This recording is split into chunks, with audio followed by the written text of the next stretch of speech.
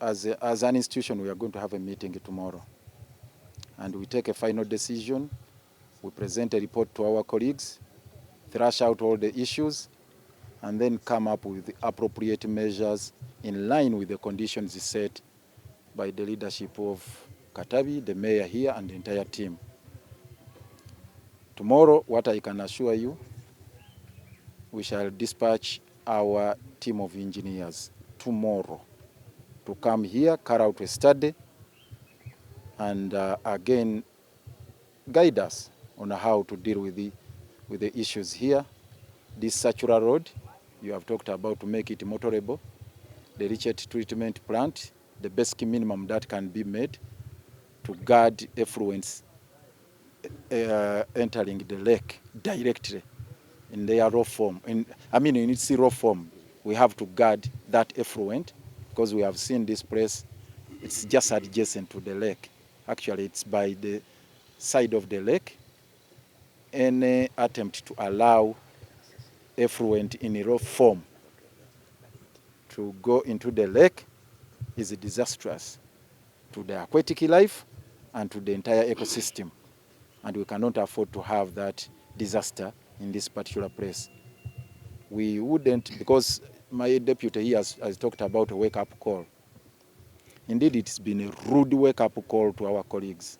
For us, we have always been awake. We have been alert. It's only that we have been trying to wake up our colleagues. They wouldn't listen to our call. The disaster has woken them up. It's a rude one. It's a very expensive wake-up call. Let us not make another disaster here. And that is the message we are going back with to our colleagues in Kampala, all the stakeholders. We are going to sit down with the technical people, with the councillors, with everybody who is concerned, and take appropriate measures to ensure that we don't create another time bomb, another calamity here, another disaster here. We wouldn't want that to happen here. Once again, I thank you, Your Worship Mayor. I thank the residents. I join my colleague, the Honorable Nyanjula, in thanking all of you, the residents of this place, for embracing our proposal, for welcoming us warmly, the warm reception you have given us, the hospitality, and of course for being considerate, and people who are appreciating our concerns. We are very, very, very grateful. We thank you very much. Hopefully, by 1 month, by the end of the month you have given us, hopefully, we shall have come up with some other medium sustainable measures. So I hope that will be done. But we reiterate our earlier message of appreciation that we thank you very, very much for this good gesture. We don't take it for granted. We thank you very much, and please kindly accept our apologies for the mishaps we had in the beginning, but we are now opening up a new chapter. This collaboration may have started on a wrong note after this disaster, but I'm sure it could be a beginning for future cooperation between our two sister institutions. We thank you very much. May God bless you. Twebaza abatuuze mwenna, twebaza abakulembeze meya n'abantu bonna, abantu ba Ssaabasajja mu Sazali, mu Busiro ne mu Katabi wano. Olw'omwaganya gwe mutuwadde okututikkula omugugu omunene. Njagala okubategeeza okuva ku Lwomukaaga tetwebaka. Nga tutuyana zikala. Okuva ku Lwomukaaga nga tutuyana zikala. Waliwo abagamba nti tusigale ekiteezi ne tugamba maama ekyo tekisoboka. Kale ne bagamba kale mmwe abagamba nti tetudda kiteezi mutubuulire wa gye tulaga ne tubagaa kale ffe mutuwe chance mwe mwabiriko ne muleeta obuzibu obubadde ekiteezi kati mutuwe omwaganya ne bagaa kale tubalekedde space mutandike okunoonya ne mbabuulire ennaku zino tezitubeeredde nnyangu olw'Omukaaga olw'Essande olw'Emmande wo Ssebo Meeya muganda wange Kalema tomanyi mugugu gw'otutikudde mugugu gubadde munene n'ebigambo ebitwogereddwa bingi abo balina bye beenoonyeza balinoonya kino banoonya kiri ne Mukama Katonda atubeeredde mulungi atubeeredde wa kisa ne tubanga ensonga at least tulinako we tugituusizza ne tufunako ku buweerero tufunye lessons si ffe ng'abantu kinnoomu kuba ffe tubadde tetutudde ku nsonga eno ng'abakulembeze ttiimu gy'olaba wano baminisita bange bonna bwe tuweereza mu kibuga nga tetutudde naye bannaffe abamu betukola nabo mu kitongole abalala bali mu central government babadde ensonga eno bagibuusa dda amaaso nga bali mu deep slumber nga beebasa naye eno gye tuyise wake up call gye bali ebazuukusizaayo katusuubire nti bazuukuse kibadde mu maziga mu kwaziirana mu miranga abantu abasukka mu 2 bagenze property z'abantu zigenze katusuubire nti eno wake up call emala eri buli omu nti bino bye twekomiti nze wano ate tuleme kutuuka eri bati babisimbire ekuuli bagambe nti ekyo kiwedde kubanga wano mu Uganda tulina practice ekizibu kasita kibaako solution enyangu ng'ekyo bazza mabega twagala kino era tugenda kukola kyonna ekisoboka okulaba nga bino tebikoma wano era kiyinza okubanga yentandikwa ey'okwogera okukolagana ebintu bingi nnyo wakati wa Kampala ne Wakiso eno ne municipality yaffe eno ne town council n'ebitundu ebirala so omukisa ogwo tetugutwala for granted abatuuze batubeeredde bangu batubeeredde bakisa naffe tweyama okubeera ab'empisa empisa ozoogeddeko tugenda zisimbako nnyo essira empisa mu bakozi baffe ekirungi abannabugabo we muli wano mwe katutandike nammwe n'abalala bannange mukama wa Nabugabo mulaba wuuyo ekigambo ky'empisa Haji Musa Ssenyondo musajja Allah muwumuze mirembe yali wa mpisa nnyo yali muntu mulamu mukakamu ng'omuyiwako amazzi n'oganywa n'ogenda nga okola buli kyonna kyoyagala nga tajja kukayuukanira era buli kyasobanga nga tukole tutya so twagala mukole mu nkola y'emu tulabe nga tutambula ekisembayo ffe twagala okulaba nga ebizizze ebiva wano kubanga ekyo kyabulabe ekifo kino tubagambye mukirabe ekiri ku nnyanja kwennyini kasasiro naavaamu ebizze ebikambwe ebyobulabe nnyo bye bayita lichet ebintu ebyo bwe bimala gayiika mu nnyanja ate tuba tuleesa obuzibu walala gye bayita aquatic life so twagala kulaba ng'embeera eno tugikwatako amangu ddala so ebyo byonna bayinjiniya baffe bagenda kuvaayo ne plan ennungi ennuŋŋamu olunaku olw'enkya tubasuubira okubeera wano then tulabe ng'enteekateeka zigenda mu maaso mwebale nnyo mwebalire ddala nammwe bannamawulire be tutambudde nabo mwebale abantu ekifaananyi kibatuusizzaako okuviira ddala ku lw'omukaaga tubeebaza bannange okushininga torch ku njege eno abamu baali balowooza kintu kya muniino naye bannamawulire bakoze omulimu 24/7 okutambuza amawulire ag'enjega eyagwa ekiteezi ensi yonna nemanya kyekiriwo disaster y'amaanyi twebaza nnyo bannamawulire mwebale nnyo mwebalire ddala wadde ekyamazima akaseera katono naye tukasiima woosula olumu obalawo ne woosula olumu obalawo kaakati kyetugambe tugenda kitwala for granted nti okuwumula bagamba okuwumula sikola ki si kutuuka wano tuwumuliddeoko katono naye nga tulina enteekateeka ezirina okututwala mu kukola ebyo byennyini ebibadde biziŋŋamye ebyalemera ekiteezi kubanga pulaani zonna enkya n'eggulu okuva enjegalo yagwawo tuzibannyonnyola naga tuzibannyonnyola titwagala okutuuka ku mutindo nga gwe mulaba mu bibuga ebyeyagaza nga kuliko n'okukola amasannyalaze naye ekyo olugendo lukyali lwanvuko lwakuba nti kati tulina enjega eno kati kyetuteekateeka ekiddako mu maaso awo oluvannyuma lw'omwezi guno kyetugenda okubaganyako ebirowoozo busukuma eka ziri 32 12 za kira municipality 2 ga Nansana zikyaliko issues ate ziri mu lutobazi nabali so tukyagendeera okutunulira tuzitunuulire then tutunulire n'ebifo byonna ebirala ebiyinza okubeerawo bannaffe be tuli nabo mu kitongole bakyalowooza ku kiteezi bagamba nti gavumenti egenda kuwaayo ensimbi kiteezi aggalwe twabalirira abakugu baali babaliridde obumbi 26 simanyi oba kati bagenda kukikyusaamu babalirire endala katukirinde okuva executive director nga accounting officer olunaku lw'enkya mu lukiiko lwa SEC bajje batunnyonnyole tugenda kuggala tutya kiteezi biki be tugenda okukola okumalawo ezo ensozi tugenda kuziseeteeza tutya ekyo twagala tukimanye then bagambye nti tutandike n'okubanga tugira tukozesa eka ziri ennya nga bwe tukola ekigazi ekisingawo oba eddundu oba ewalala kati ebyo byonna saagala kuspeculatinga tugenda biteesaako mu nkiiko okutandika n'olunaku olw'enkya kubanga kyetubadde tusooka relieve pressure eno gye tulina ey'akasasiro kuba kati buli wamu buli kanyomero ka Kampala konna kajjudde kasasiro at least ogwo omugugu omunene Meya Kalema n'abatuuze b'e Katabi bagututtikudde kati katugende naffe tutuule tulabe nti bwangu ddala kisoboka tufuna ekifo kyaffe we tuteeka kasasiro. Really to say a word of appreciation. Thank you so much for accommodating our urgent needs, which are actually man-made, like the Lord Mayor has been emphasizing. Of course, it has not been easy. You've seen the Lord Mayor and other leaders moving from one area to another, moving from one meeting to another, trying to find a solution. So, Your Worship, we don't take this for granted. At least the 1 month you've given us, Kampala is going to be, it's going to be a sigh of relief, and we shall bring our garbage here. Because everywhere we are going, they're saying, no, no, no, no.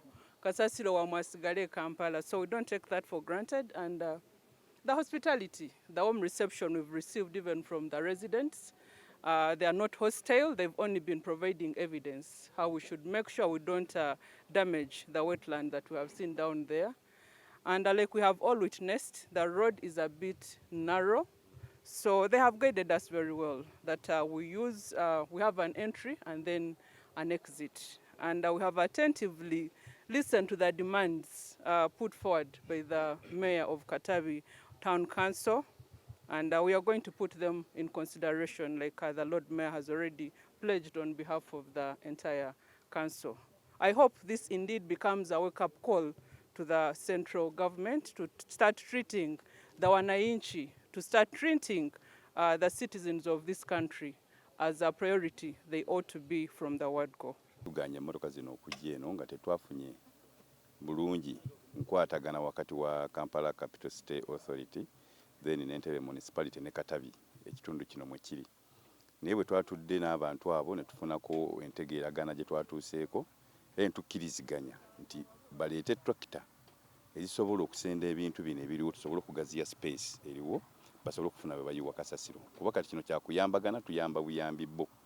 Era de tutegeeragana ku bintu byabadde nga bisatu. Ekyasoose kwe kujja basobola okuba nga basenda bagaziya ekifo kino kasasiro n'omukadde ali wasobola okudda emmanga then basobola okufuna space gye bayiwamu. Ekyokubiri kyabadde kyakutereeza makubo. Emmotoka zino mwe zigenda okuyita era omufuuse kati ekizibu kuba kati enfuufu eri ene waffe esinga eya bulijjo ebadde ebeerayo kati ne tutegeeragana nti bagenda kukola amakubo ago babeere nga gye bayingirira ate si gye bafulumira kuba emmotoka nnyingi.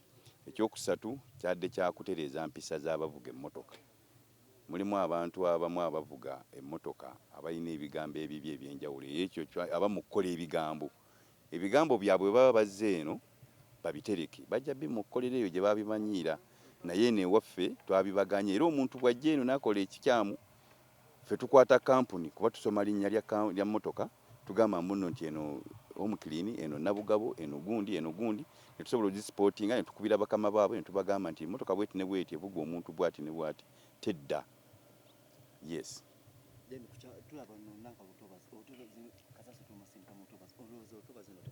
Era ekyo twakibagambye muno nti kasasiro bwe baba basenda tebamuteeka mu lutobazi babeera boonoona kuba wano waliwo oluzzi olw'ekyalo bwe luli wali ekyesayidi eri nti amazzi gano gabeera gagenda mu era twakibagambye ne tukibannyonnyola bulungi nti kasasiro ono era ekyatuuse ku kiteezi kirabika okuba nti amazzi agalegama mu kasasiro ge gavuze kasasiro oyo okuba nti ayonoonye ebintu by'abantu n'okusaanyawo obulamu bw'abantu.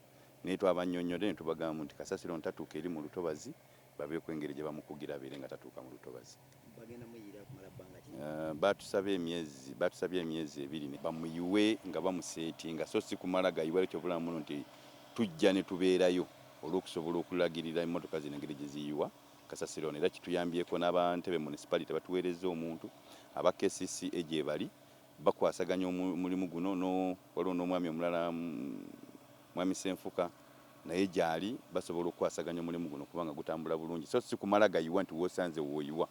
Era oli bwe tumusanga ne tumugamba nno toyiwaawo n'ayiwawo atambula butambuzi n'agenda emmotoka n'agireka ne tulinda bakama be ne bajja ne twesootinga. Era bw'oyiwa kasasiro we batakugambye kumuyiwa fayini abeera ya $25,000. Wano kye tulina nti abantu abalinaanye kasasiro ono dumping site eno bali Kyengulu.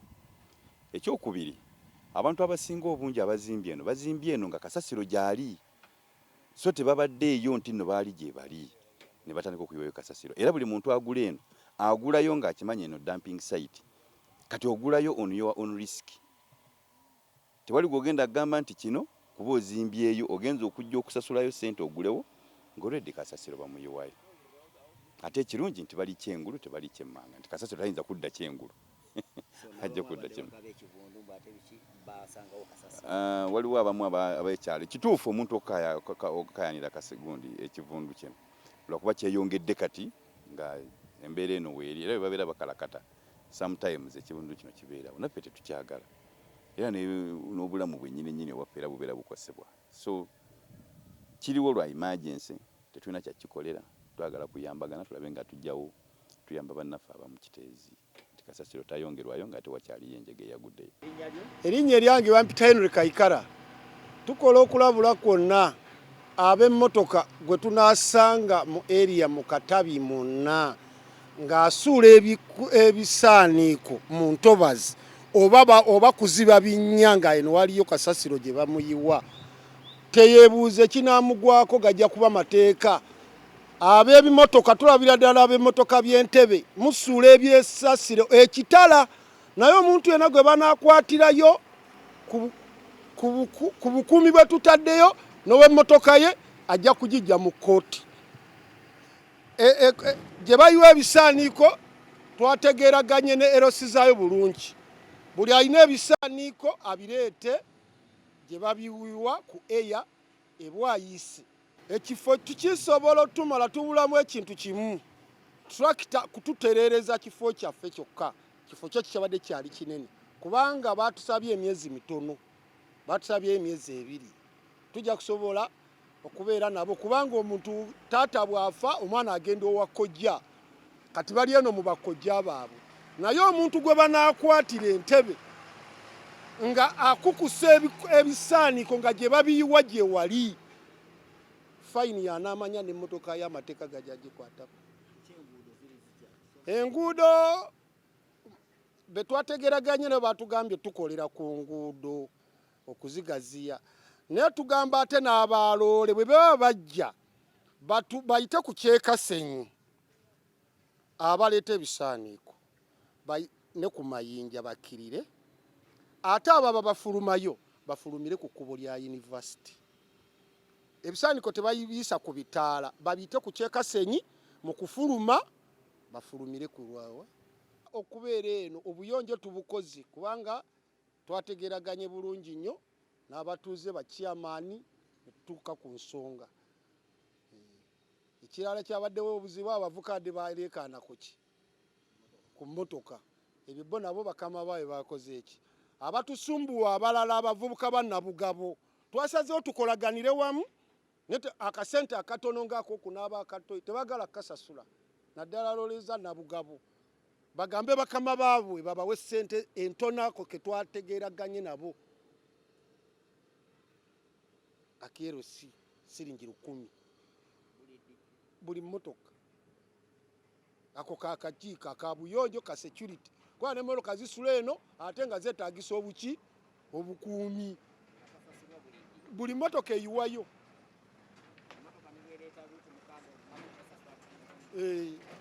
Ezo sente ntono nnyo. Ne driver ennyini yayizo zisigaza nga tagambye na mukama we olwo 10. Ennyumba erinaanye kasasiro. Ennyumba kasasiro ali puzzle era alina n'ekikomera kwayitira nga kye kya kasasiro. Eri gyali jakkirire manga teri neighbor we. Tufunye n'omukisa omulala tufunye ne tractor kati ziwezeewo 4 zitereze ekifo kibeere bulungi so. Ate no ku lusozi taliwo kubanga atandikira ow'olusozi neighbor waffe tusindikadde eri wansi kumuseeteeza. Ate ne gavumenti yatusuubiza masiini ey'okubigaayo bikolamu okukyusa.